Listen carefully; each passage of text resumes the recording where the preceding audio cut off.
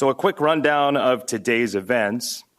White Sox Chairman Jerry Reinsdort will offer remarks regarding Chris's promotion to general manager.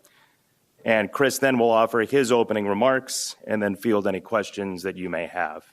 And now at this time, I would like to invite White Sox Chairman Jerry Reinsdort to the podium for his opening remarks. Jerry?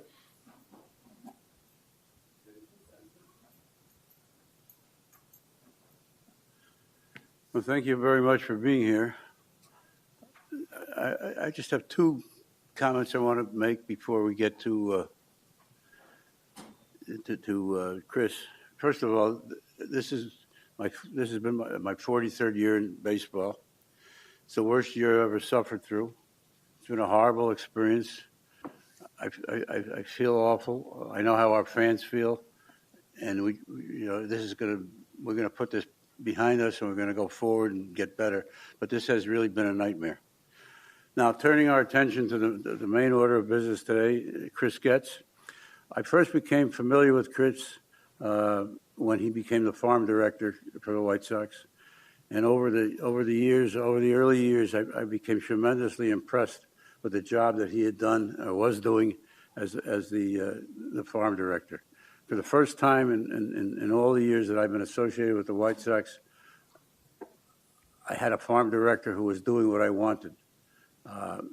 Somebody who was teaching baseball. We want to develop players who know how to play the game. And what I observed, and I told many people over the years, was that Chris was doing a great job. Now, unfortunately, I had to come to the conclusion that we needed a change at the top. The first thing I did was develop a list of qualified people around the game who I thought could come in and take over and be fine general managers for the White Sox. Chris was on that list. There were quite a number of other people who were on that list. But the conclusion I came to is that what we owe our fans and ourselves is not to waste any time. We want to get better as fast as we possibly can. And if I had gone outside, it would have taken anybody at least a year to evaluate the organization and to get familiar with all the people that were in it. And that would mean that this year would not be a year of great progress. I had in Chris, who I spent hours talking to, somebody who is intimately familiar with the organization, who knows who the good people are and who the medium people are and who the bad people are. So he's going to be able to step in and start running right away. We have a core in this team that can get better in a hurry.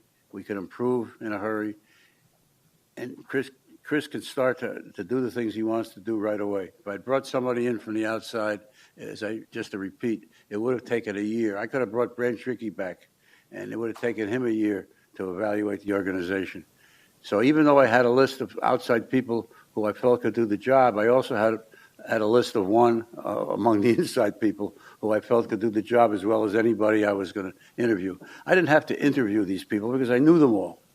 So I knew that they were qualified, but what I did know was I had somebody inside who could start right away making things happen, and that's the reason why Chris was selected.